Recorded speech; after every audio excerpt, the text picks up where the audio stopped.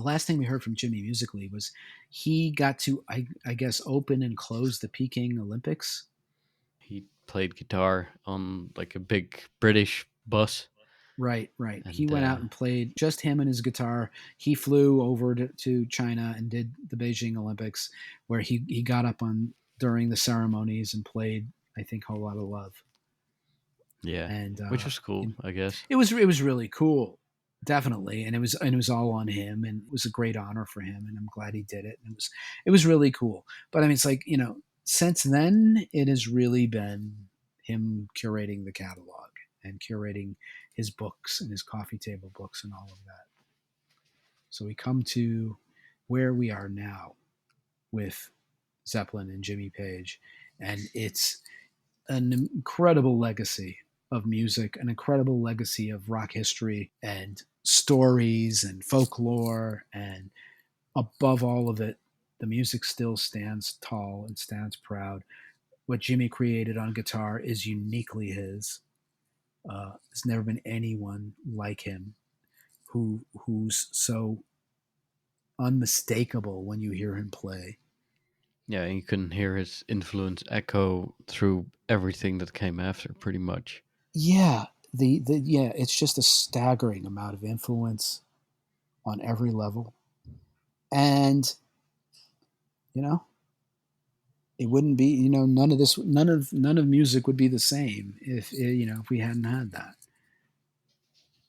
So after Jimmy Page put out like the box sets and stuff, he did go back again later on and remaster the whole catalog as albums: Led Zeppelin 1, Led Zeppelin 2.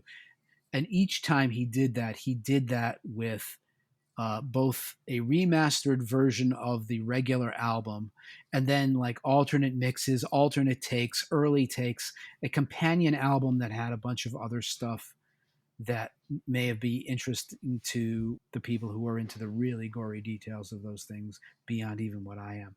And those things are out there too. They sound great, but I'm not so much into the alternate stuff. I mean, to me, it's just like it's a curiosity for a moment, and then it's like once I've heard it once, I don't tend to ever listen to those things again. Myself personally, I'm more inclined to listen to the original album remastered than these alternate versions and things like that. So, to me, that's never been that big a deal. Occasionally, there'll be an outtake track, like on the second box set where he put out like Traveling Riverside Blues, which we hadn't heard before, and things like that. But I think by this point, he has pretty much combed all of the archives and put out everything he could possibly put out. He even put out like the Kenneth Anger soundtrack eventually a couple of years ago when he finally finished For it Lucifer for Lucifer Rising. Rising. Yeah, yeah, he finally put that out. I don't know who's buying it, but yeah, he finally did put that out.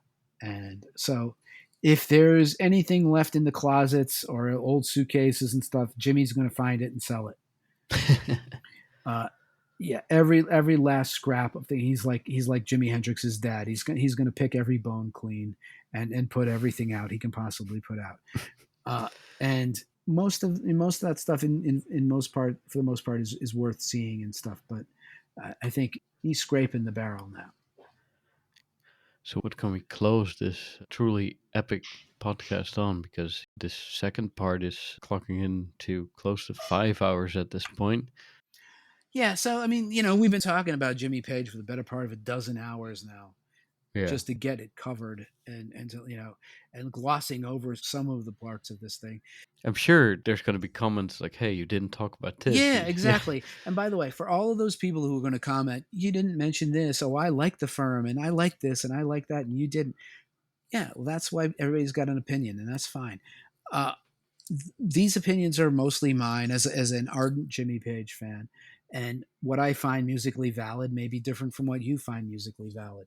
But the man's career is achieved an enormous amount in 10 years, more than most people will achieve in 30 or 40 years. Okay. Talking about Led Zeppelin now. Yeah, the Led Zeppelin catalog alone, you're talking about 10 years really worth of music. And it's not that he didn't do greatness before that. It's not that he didn't do greatness after that. But the pinnacle of his career is this Led Zeppelin catalog of 10 years worth of music. And if he had never done anything else, that would have been enough. Yeah, way more than enough. Way more than enough. I mean, that changed history on so many levels, and was responsible for hard and heavy rock as we know it in this day and age. And when it was in its halcyon days, in its prime, it's not so much in its prime anymore. But anytime we hear stuff like this, it still goes back to what Jimmy created and what Tony Iommi created and what Richie Blackmore created and those kinds of things. These are the foundational pillars of an entire genre of music that is both hard rock, heavy rock, early metal, and guitar hero rock. These are the templates that everybody would use moving forward past these guys. And no one casts a bigger shadow than Jimmy Page. Not even Hendrix. Hendrix cast a guitar shadow, but no one casts a bigger influence shadow than Jimmy Page. If you consider all aspects of what he achieved, both in and out of the studio,